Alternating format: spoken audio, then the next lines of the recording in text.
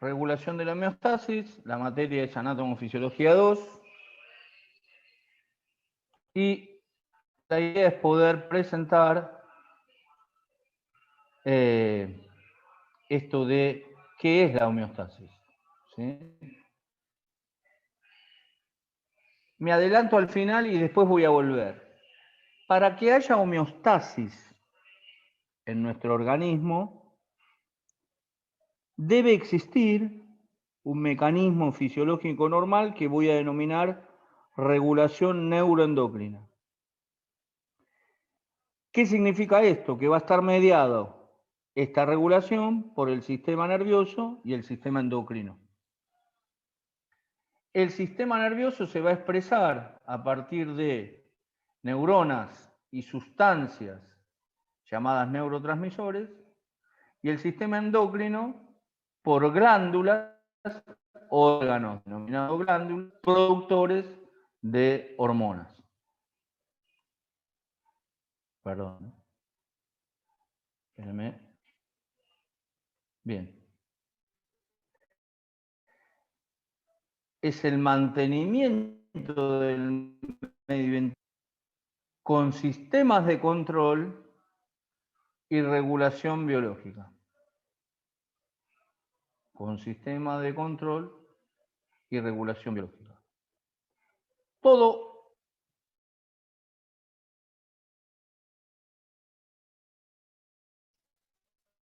la combinación de la acción del medio interno. Perdón, pero se me fue. En los seres vivos, los procesos fisiológicos son dinámicos, variados, pero para que la vida se desarrolle, deben regularse en equilibrio.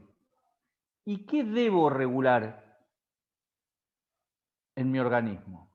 La cantidad de agua, la cantidad de sales minerales, la temperatura corporal y la conservación baja de los niveles de sustancia a desechar por la acción, por la materia fecal y por la orina. Y también van a intervenir en la regulación de las funciones corporales factores del medio ambiente como la luz solar, la atmósfera con su presión atmosférica y la temperatura, ya sea frío o calor. Dice la mina, perdón, pero se me corre. ¿Puedes identificar los factores del medio interno? Bueno, es lo que yo he tratado de hacer.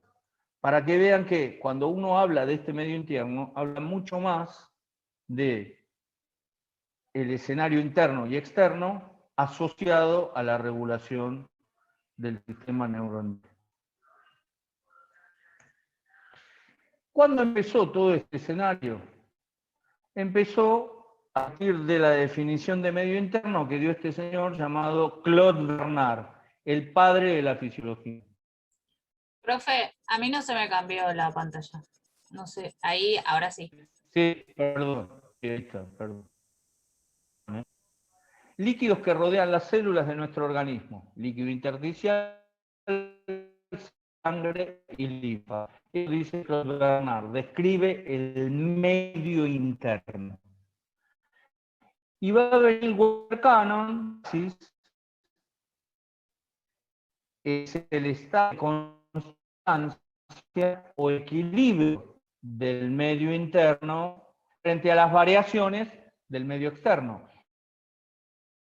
Y cuando hablo del medio externo, hablo del externo extracelular. Perfecto. No, lo que decía era que ¿de dónde surgen estos conceptos? Surgen primero en el siglo XIX, Claude Bernard, el padre de la fisiología, que él describe el medio interno. Líquido que rodea las células de nuestro organismo, líquido intersticial, sangre y linfa. Y Walter Cannon en el siglo XX, que dice, mire, para que este medio interno esté en equilibrio o constante frente a las variaciones del medio interno, usted tiene que mantener la homeostasis. Ahí surgen los conceptos. Cuando hablo del medio interno, tengo que tener en claro que nosotros somos células pluricelulares. Es decir, nosotros venimos de una célula materna y de una célula paterna.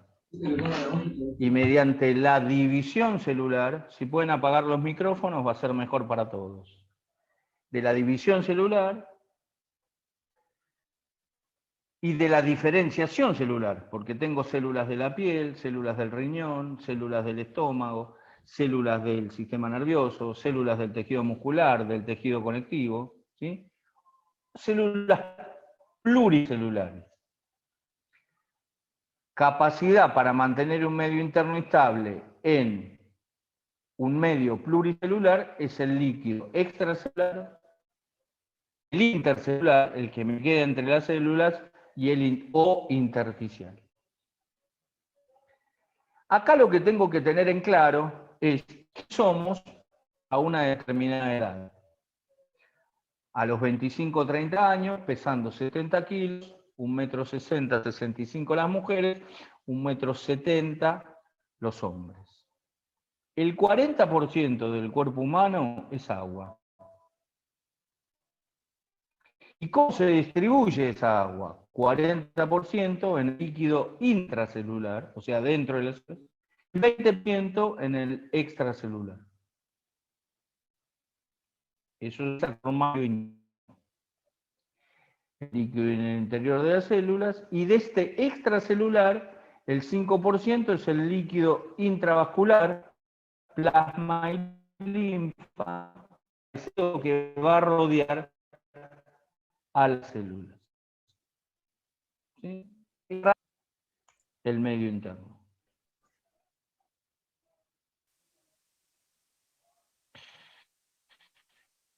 Lo mismo, ¿sí? Profe, Múltiples grupos celulares.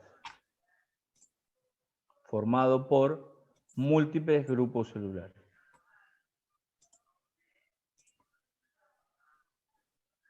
Entre esos múltiples grupos celulares se desarrolla y se conforma el líquido extracelular, intercelular o intersticial. Primera cuestión. La otra cuestión es, ¿qué porcentaje de agua tiene nuestro cuerpo? ¿Qué porcentaje de agua tiene nuestro cuerpo? De un adulto joven, 25 a 30 años, si es mujer de unos 60 a 65 kilos de peso, con una estatura estimada de unos 60 a unos 65, y si es varón, de 70 kilos de peso, con una altura aproximada de unos 70. El 60% de nuestro organismo es agua. Esa agua se va a dividir entre el líquido intracelular y el extracelular. El 40% es el líquido en el interior de las células, el intracelular, y el 20% es el líquido extracelular, que a su vez se divide en el intravascular, plasma y linfa, y el 15% en lo que denomino líquido intersticial, rodeando a cada grupo celular. Perdón, ¿eh? Vamos a correrlo para acá. Bien. Ahí pasó. Ahí sí. Composición del líquido Bien. intersticial. Sí, es la siguiente. Bien, ahí estamos. Digo. Una vez que tengo en claro cómo está ese líquido, vuelvo a la definición de Walter Cannon, que es la homeostasis. Conjunto de procesos fisiológicos que mantienen estables las características del medio interno. participando los sistemas nervioso, endocrino, circulatorio, renal, tegumentario o piel, respiratorio y digestivo. Cada uno de estos sistemas va a permitir la regulación de la homeostasis y obviamente el medio interno. El sistema nervioso lo va a hacer a partir de un núcleo importante que se encuentra en la región del diencéfalo, que es el hipotálamo. El sistema endocrino a partir del lóbulo posterior o neurohipófisis de la glándula hipófisis, también ubicada anatómicamente en la región del diencéfalo. Esa neurohipófisis, para mantener el medio interno que habíamos dicho, el valor corporal total de agua, iones, sales minerales, temperatura corporal, va a liberar hormonas. Esas hormonas van a circular en sangre, la sangre circula, valga la redundancia, por el sistema circulatorio formado por las arterias, arteriolas, metarteriolas, venas y vénulas. Y parte del desecho para la regulación del medio interno y el mantenimiento de la homeostasis lo va a hacer los riñones a partir de la orina, la piel a partir de la sudoración, los pulmones a nivel de la respiración y el sistema digestivo a través de la materia fecal. Seguimos. ¿Estamos hasta ahí? Sí, profe. Sí. Bien. Mecanismos homeostáticos. Y acá tengo en cuenta cómo regulo desde el sistema endocrino y de los riñones. A ese mecanismo de regulación se lo denomina osmorregulación. Control homeostático de iones y de líquidos. ¿Para qué? Para que el balance hídrico sea óptimo, el balance iónico, básicamente de sodio, potasio, cloro, fósforo, magnesio, bicarbonato, se encuentre en condiciones y en concentraciones normales. Lo mismo que el hídrico. ¿Qué es el balance hídrico? Que el 40% sea el líquido intracelular y que el 20% sea el líquido extracelular. Cuando eso no se mantiene estable, aparece la inestabilidad del balance hídrico. ¿Qué regula también el sistema endocrino? Lo que se llama la concentración de glucemia en sangre, aportando a cada órgano de la economía. Y acá intervienen la glándula hipófisis, el páncreas, el hígado y las glándulas suprarrenales, que van a censar, ¿sí?, estos 4 órganos, la concentración de glucemia que tengo en este momento. Imagínense post ingesta. Se tomaron un mate y se comieron una galletita.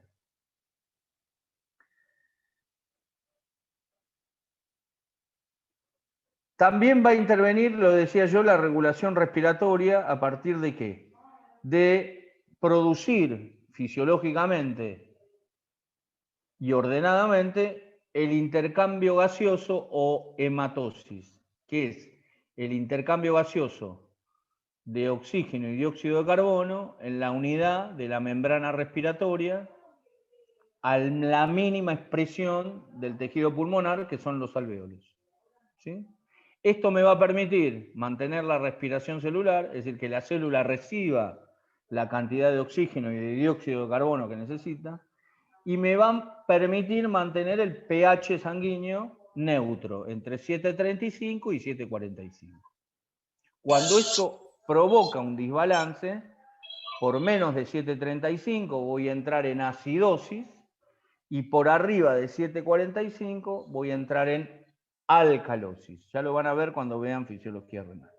Y la otra cuestión que dijimos que teníamos que regular para hablar de homeostasis era la temperatura, ¿sí?, que va a censar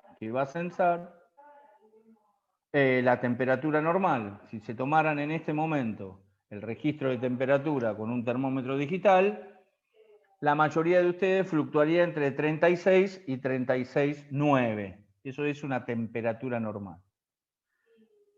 Si aumentara, tendrían síntomas de febrícula versus fiebre, o si disminuyera, lo mismo. Para que vean, digo, que cuando habla de la homeostasis, no habla solamente de el líquido adentro y afuera de la célula, sino de los condicionamientos fisiológicos que van a generar cada uno de estos sistemas. Bien. Cuando uno altera la cantidad de agua corporal, provoca, digamos, problemas fisiopatológicos, y para evitar ese escenario, tiene que regular la cantidad de agua que ingiere y que elimina, la cantidad de sales que ingiere y que elimina, para básicamente balancearla con la ingesta de alimentos X, La Argentina ha comenzado un proceso en el año 2008 de poder identificar la composición nutricional de cada uno de los alimentos. ¿Para qué? Uno pudiera decir, para mantener estable el medio interno y regulada la homeostasis.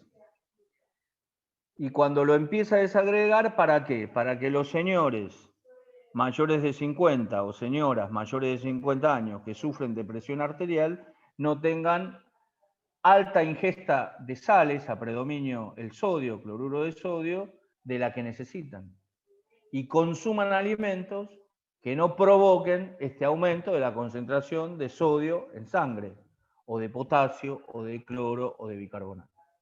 Por eso dice, el organismo debe balancear la variedad de los alimentos consumidos. También de los alimentos líquidos, porque hay alimentos líquidos que tienen importante composición de hidrogeniones o de iones clásicos, como el cloro, el potasio y el sodio, que también van a desbalancear ese balance hídrico necesario. En general, y esto lo vamos a ver al final de la clase, el equilibrio de aguas y sales se da en 3 momentos.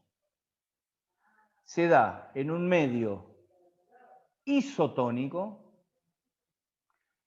en un medio hipertónico o en un medio hipotónico.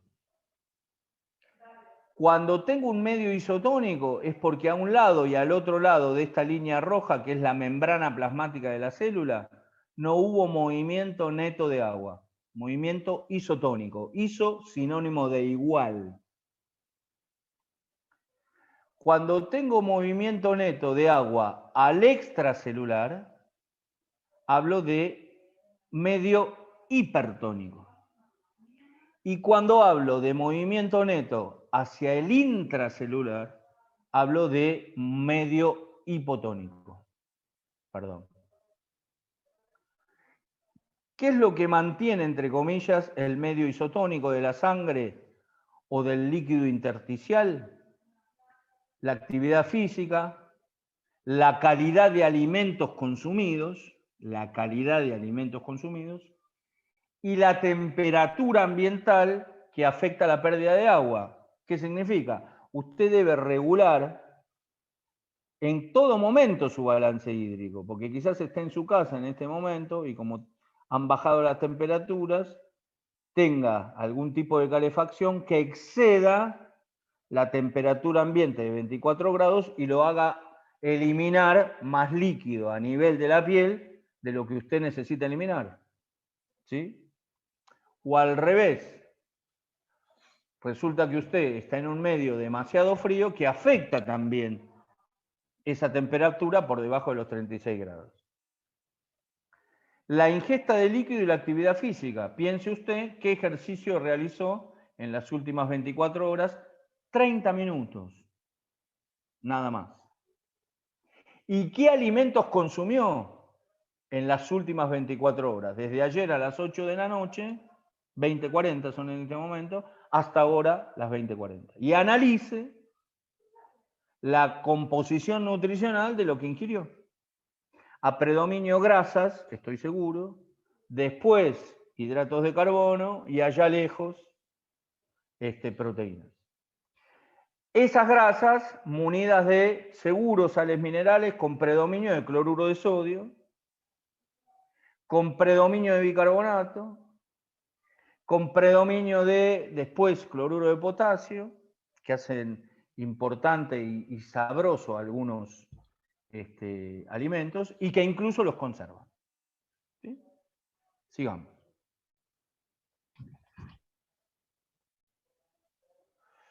El equilibrio hídrico.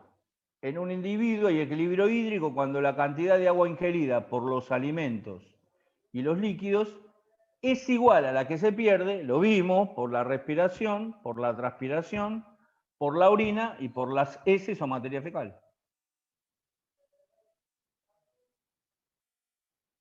¿Para qué mantengo el balance hídrico? ¿Sí? Para mantener la concentración de sodio extracelular en un 90%. Cuando esto no sucede, se activa el núcleo hipotalámico, mejor dicho, se activa el hipotálamo en su conjunto y aparece la sensación de la sed. ¿Cuándo aparece la sensación de la sed? Cuando hay gran ingesta alimentaria,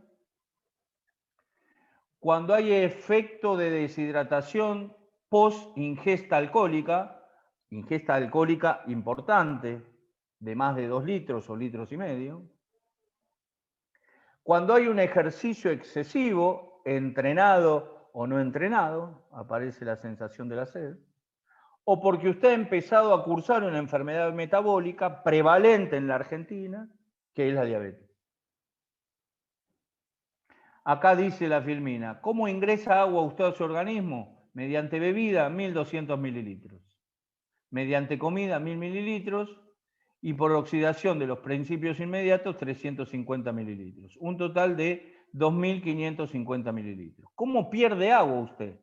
Por la orina, 1500 mililitros. Usted debe orinar a la edad que tienen promedio ustedes 1,5 litros por día. ¿Está claro? Ese es el ritmo diurético normal. Ritmo diurético normal. Por evaporación por piel, por la respiración y por la eliminación de heces. Y también secreción de sudor. Así usted regula la homeostasis desde el punto de vista del equilibrio hídrico. También la puede regular, ¿sí?, mediante el agua, las sales, el pH de la sangre, la temperatura corporal y acá dice el azúcar en sangre. A mí me gusta decir la concentración de glucosa en sangre, que es igual a la glucemia. El equilibrio de estas variables y mecanismos responsables mantiene la homeostasis. Estoy diciendo lo mismo que dije antes. ¿Cuál es la función de los riñones para el mantenimiento de la homeostasis? ¿Qué hace un riñón? Lo van a ver cuando vean sistema renal, me adelanto, lo sintetizo. Filtra aproximadamente 250 mililitros de plasma por minuto. ¿Para qué? Para filtrar, reabsorber, secretar y excretar lo que no voy a usar o lo que tengo en exceso. ¿Y cómo lo excreto? Formando la orina. Cuando se genera este mecanismo, regulo el pH sanguíneo. ¿Sí? Regulo el pH sanguíneo y también regulo la presión sanguínea. Porque mantengo constante, ya lo van a ver, lo nombro, un sistema que se denomina sistema renina-angiotensina-aldosterona, que es la que interviene en el mantenimiento del equilibrio hídrico y el equilibrio de sales y la que regula la presión sanguínea en más cuando hay hipertensión, pero básicamente cuando hay hipotensión, cuando disminuye la cantidad de volemia, de volumen sanguíneo. ¿Y cuándo disminuye la cantidad de volumen sanguíneo? A la edad de ustedes, ante un traumatismo grave o crítico, donde hay una pérdida de sangre de aproximadamente 1000 mililitros. Ante una hemorragia o en un proceso lento, ante un proceso anémico, ante la disminución de los componentes celulares de la sangre, incluso del plasma. También uno excreta por la piel, por las glándulas sudoríparas, ¿sí? Y por las glándulas sebáceas.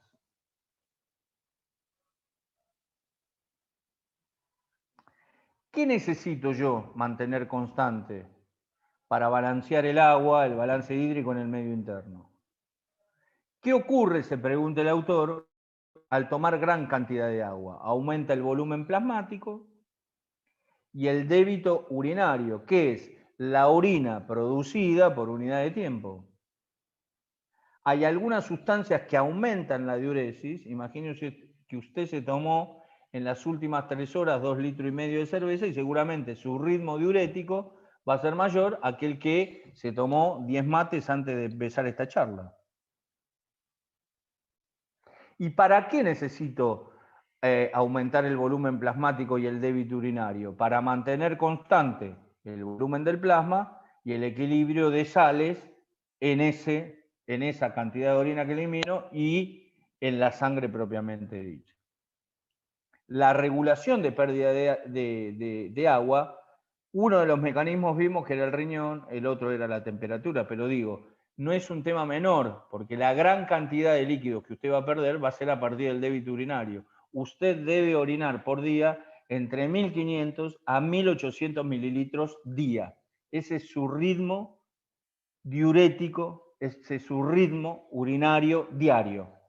Divida 1500 por 24, divida 1800 por 24 y le da su ritmo urinario por hora. Cuando vean la patología, van a poder entender cuando disminuye el ritmo diurético por hora o por día y van a poder entender el mecanismo fisiopatológico de la insuficiencia renal.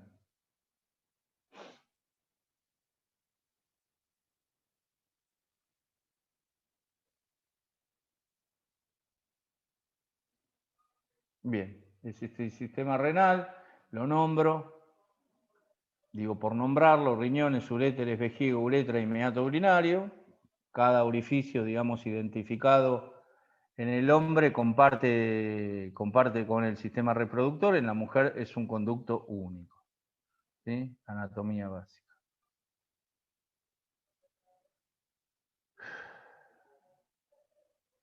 Perdón, esto no, porque lo vamos a ver más adelante, esto tampoco, esto lo van a ver cuando veamos renal, cómo se forma la orina, esto no. Bien, vuelvo a la última, vuelvo a la filmina que me parece la más importante y termino con esta primera parte.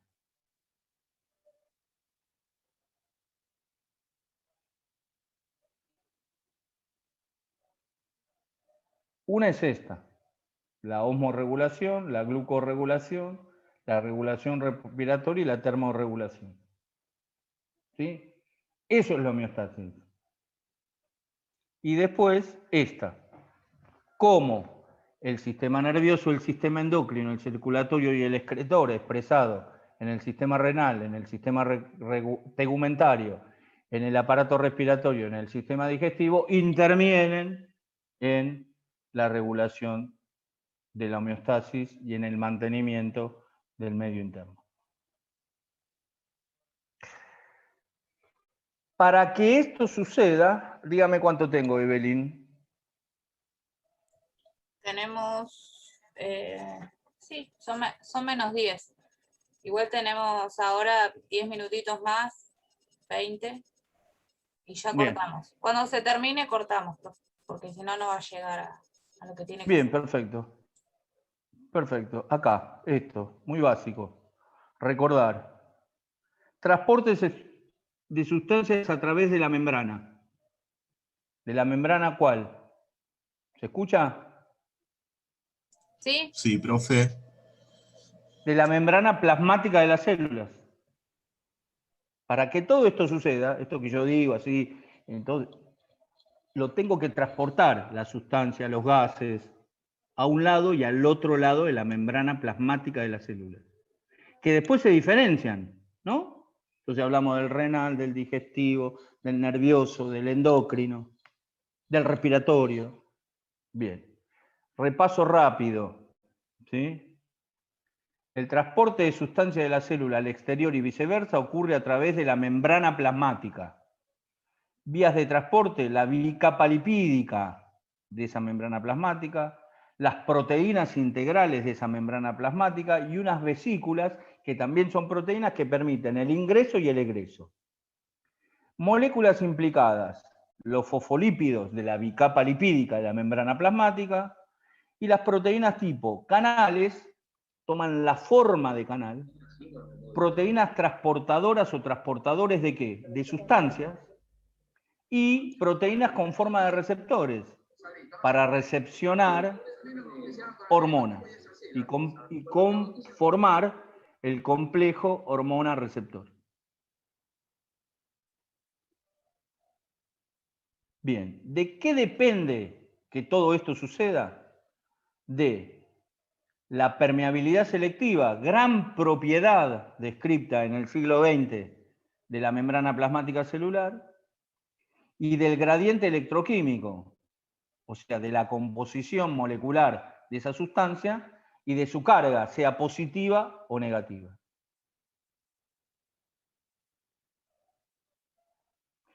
¿Cómo atraviesan la membrana las diferentes sustancias? Dos mecanismos, procesos pasivos, procesos activos.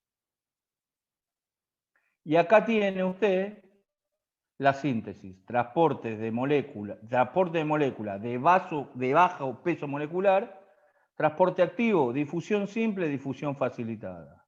Transporte activo, usa una bomba para intercambiar ¿qué? Por ejemplo, sodio y potasio. Y otras bombas para usar sodio, calcio, en el caso del potencial de acción cardiovascular. ¿Sí? Sodio, glucosa. ¿Sí? Y acá le da el ejemplo.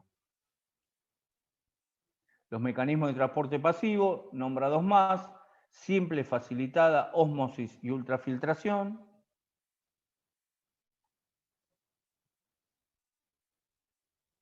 Difusión simple.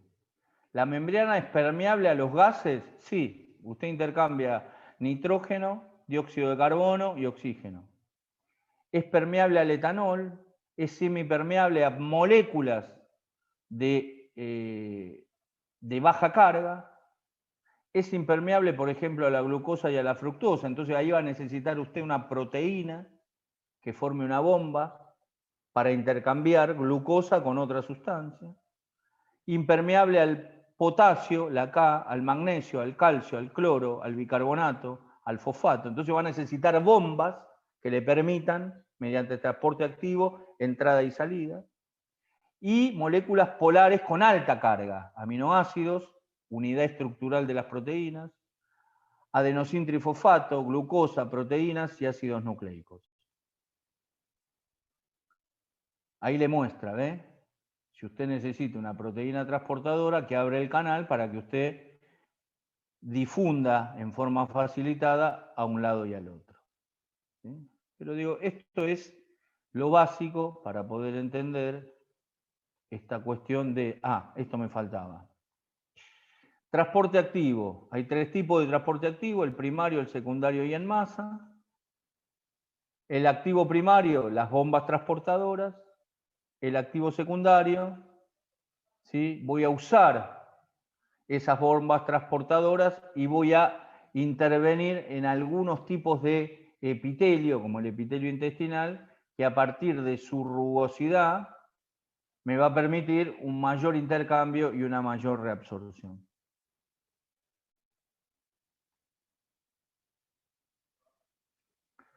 Y lo que se denomina transporte en masa va a depender de 3 mecanismos: endocitosis, exocitosis y transocitosis. Las más importantes, ¿sí?, es la endocitosis y luego la exocitosis. Endocitosis, como ingreso la sustancia a la célula, la fagocito, formo una molécula nueva con una proteína, o en la membrana plasmática hay una proteína con forma de receptor que la toma y que la ingresa. La exocitosis genera una vesícula dentro de esa misma célula y la elimino hacia el extracelular. Y la transistosis, ahora lo pongo, ¿qué es lo que hago? Resulta que lo llevé hacia el interior celular, lo transformo en una vesícula y lo elimino al extracelular o intracelular respectivamente. ¿Sí? Bien, esto es, digo, me parece a manera de síntesis, poder entender los mecanismos. A ver, cuando usted necesita que se desencadene el potencial de acción de la célula miocárdica cardíaca, usted necesita intercambio de iones, a un lado y al otro lado la membrana plasmática de la célula cardíaca. Intervienen 3 iones, recuerda, el sodio, el potasio y el calcio. Si eso no sucede, no hay contracción. Profe, ¿Dónde sucede ese potencial de acción? Termino con esto. A partir del intercambio de la membrana plasmática de la célula miocárdica del corazón. Sí, terminé. si no seguimos, ahí No, terminé. quedan 4 minutitos, no sé si no tienen preguntas, podemos seguir esos 4 minutitos aclarando algo, y si no, no sé si alguien quiere preguntar algo. Sí, tenemos preguntas, pero del parcial, pero como dijiste vos, tenemos que preguntar en el foro. Claro, sí. Correcto. Puntuales de ahora del tema que estamos viendo. ¿Dudas que tengan? El tema de gradiente eléctrico y gradiente químico, por favor. Gradiente eléctrico. Cada una de nuestras membranas celulares es eléctrico porque va a tener un voltaje, ¿sí? Ese voltaje tengo que identificar dónde es negativo y dónde es positivo. Para que una sustancia pase, seguramente esa sustancia va a ser voltaje dependiente. ¿Qué significa? Que para ingresar o para salir va a tener que cambiar el voltaje. Si es positivo, se va a tener que transformar en negativo, y si es negativo, se va a tener que transformar en positivo. Gradiente eléctrico. Gradiente químico también va a depender de la carga eléctrica que tenga esa sustancia, pero a su vez va a depender de la masa molecular, de lo que pese esa sustancia, y entonces quizás difunda en forma simple, solita para decirlo de alguna manera, o asociada a proteínas. Esas proteínas formarán canales, esas proteínas formarán bombas, o esas proteínas formarán receptores que van a acoplarse y a ingresar o a egresar esa sustancia a un lado y al otro lado de la membrana plasmática. Muchas gracias. Cuando tomo el ejemplo de la célula miocárdica, ¿usted qué mide en el potencial de acción? Mide el tiempo en que se desarrolla el potencial de acción y el cambio del gradiente eléctrico. ¿Y lo mide en qué? En milivoltios por segundos. ¿En cuánto tiempo cambio el voltaje de esa célula miocárdica?